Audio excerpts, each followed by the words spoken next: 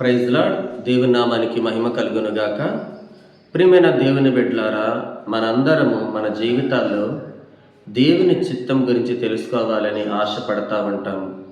దేవుడు నా పట్ల తన చిత్తం ఏమి కలిగి ఉన్నాడు, దేవుడు నా పట్ల తన ప్రణాళిక ఏమి కలిగి ఉన్నాడు, అది మనం అందరం తెలుసుకోవాలని ఆశపడతా ఉంటాము.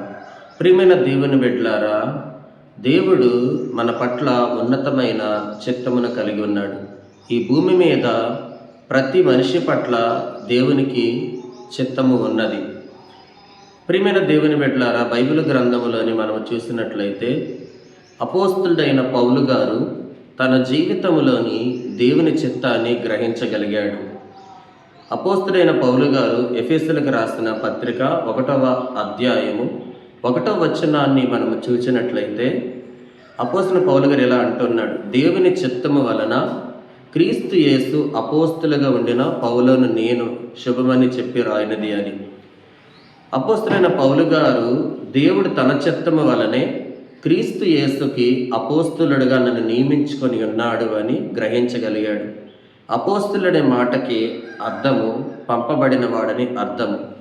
అంటే దేవుని చిత్తము జరిగించటానికి, క్రీస్తును ప్రకటించటానికే నన్ను తన చిత్త ప్రకారము ఆయన ఎన్నుకొని ఉన్నాడు అని పౌలు గారు గ్రహించగలిగారు. గలతీయులకు రాసిన పత్రిక 1వ అధ్యాయము 13వ వచనం నుండి మనం చూసినట్లయితే పౌలు గారు తన జీవితం గురించి తెలియజేస్తూ, ఒకప్పుడు నేను యూదా మతస్థుడిని, ఆ మతములోని నేను నిష్ట కలిగి ఉన్నాను, ఆ మతములోని నేను అత్యాసక్తి కలిగి ఉన్నాను, సంఘంని హింసించిన వాడిని, అయినను 15వ వచనాన్ని మనం చూసినట్లయితే అయినను తల్లి గర్భంలో పడిది మొదలుకొని తన కృపచేత నన్ను ప్రత్యేకపరిచి తన కుమారుని ప్రకటించాలి అని ఆయనను ఏర్పరచుకున్నాడు అంటాడు. నిజమే, పౌలు గారి పట్ల దేవుని చిత్తము యేసుక్రీస్తు అన్యజనుల్లో ప్రకటించబడాలి. అందుకొరకే పౌలు గారిని తన చిత్త ప్రకారము ఆయన యేసుక్రీస్తుకు అపోస్తులుడిగా నియమించుకొని ఉన్నాడు. పౌలు గారు కూడా యేసుక్రీస్తుని అన్యజనుల్లో ప్రకటించడానికి దేవుని చిత్తమును సంపూర్ణముగా గ్రహించి అన్యజనులకి యేసుక్రీస్తుని గురించిన సువార్తను ప్రకటించి ఉన్నాడు. ఈరోజు ఈ మాటలు వింటున్న దేవుని కుమారుడా, దేవుని కుమార్తె, నీ పట్ల కూడా దేవుడు చిత్తము కలిగి ఉన్నాడు. నీ పట్ల కూడా దేవుడు ప్రణాళిక కలిగి ఉన్నాడు. నీ ద్వారా కూడా దేవుడు తన చిత్తము జరిగించాలని ఆశపడతా ఉన్నాడు.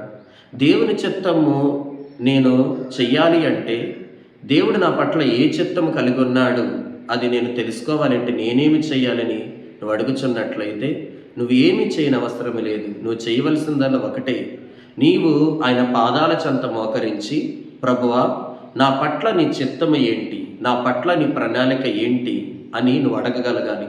పౌలు గారు కూడా, మీరు గలతీయులకు రాసిన పత్రిక చదివినట్లయితే, నేను రక్త మాంసములకు సంప్రదింపక అరేబియాకి వెళ్ళి తిని యేసుక్రీస్తు వలనే తప్పితే నేను ఎవరి వలన కూడా ఈ విషయాలు తెలుసుకోలేదు అన్నాడు.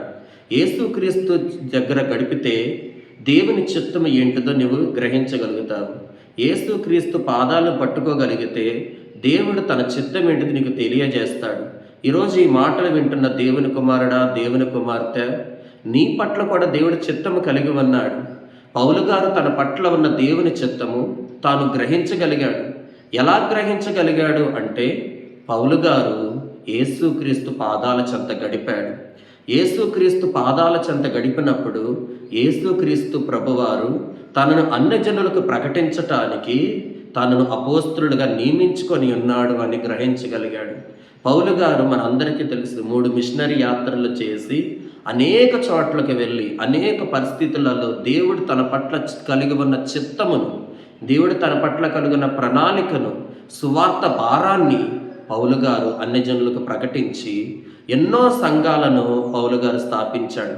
అపోస్తులుడుగా తన చిత్తమును, తన పట్ల దేవుని చిత్తమును పౌలు గారు సంపూర్ణం చేయగలిగాడు. ఈరోజు నువ్వు చేయవలసింది, నేను చేయవలసింది, మనందరూ చేయవలసింది ఏంటిది అంటే ప్రభు పాదాలు పట్టుకున్నట్లయితే ప్రభువు మన పట్ల కలిగి ఉన్న తన చిత్తాన్ని తెలియచేయడానికి ఇష్టపడతా ఉన్నాడు. మన పట్ల కలిగి ఉన్న తన యొక్క చిత్తమును జరిగించడానికి ఆయన ఇష్టపడతా ఉన్నాడు. చూడండి దేవుని బిడ్డలారా, పౌలు గారు ఒకప్పుడు హింసకుడు, దూషకుడు, హానికారుడు, అయినప్పటికీ కూడా తాను పట్ల దేవుడి చిత్తము కలిగి ఉన్నాడు అని, తన పట్ల దేవునికి ఒక ప్రణాళిక ఉన్నది అని పౌలు గారు గ్రహించుకోగలిగాడు. ఈరోజు నువ్వు ఏ పరిస్థితిలో ఉన్నప్పటికీ కూడా యేసుక్రీస్తు ప్రభువారు నీ పట్ల ఒక చిత్తము కలిగి ఉన్నాడు, నీ పట్ల ఒక ప్రణాళిక కలిగి ఉన్నాడు. నువ్వు ఏ స్థితిలో ఉన్నా కూడా, నువ్వు ఏ పరిస్థితిలో ఉన్నా కూడా ఆయన నీ స్థితి చూడట్లేదు, నీ పరిస్థితులు చూడట్లేదు, నిన్ను చూడట్లేదు. ఆయన నీ పట్ల ఒక చిత్తము కలిగి ఉన్నాడు కాబట్టి నిన్ను తనకు సాక్షిగా నిలబెట్టాలని ఆయన ఆశపడతా ఉన్నాడు.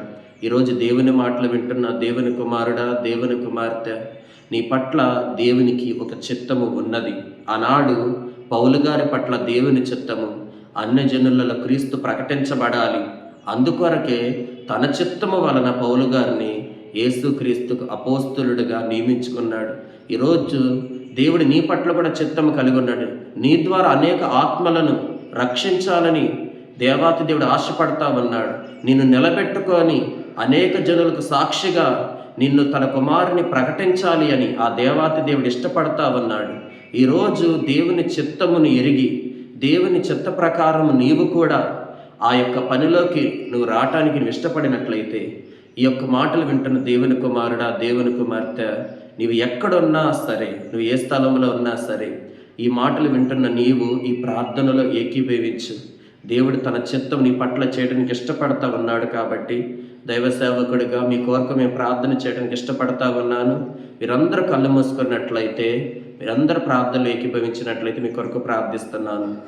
మహాగణుడా, మహోన్నతుడా, పరిశుద్ధుడా, ప్రేమాస్వరూపి, దయగల తండ్రి, అయ్యా, నీవు పౌలు గారి పట్ల నీ చిత్తమును పౌలు గారికి తెలియజేసి అన్యజనులకు తండ్రి క్రీస్తు మర్మమును ఆ సువార్త ప్రకటన ద్వారా ప్రకటన తెలియజేయటానికి, అయా, అన్యజనులకు అపోస్తులుడుగా, క్రీస్తు యేసుకు అపోస్తులుడుగా నీవు పౌలు గారిని నీ చిత్తం వల్ల ఏర్పరచుకొని ప్రభా బలమైన పరిచర్య చేయించావు. ఈనాడు ఈ మాటలు వింటున్న నీ ప్రియ బిడ్డల పట్ల నీ చిత్తము, నీ సంకల్పము, నీ ఉద్దేశం ఏదైతే ఉందో అది వారి జీవితంలో జరిగించు. నీ చిత్త ప్రకారము తండ్రి వారు నీ రాజ్యం కట్టడానికి కావలసిన అభిషేకాన్ని దయచేసి నీ చిత్తము వారి జీవితంలో జరిగించమని కోరుచు యేసు నామములో ప్రార్థిస్తున్నాము తండ్రి. ఆమేన్.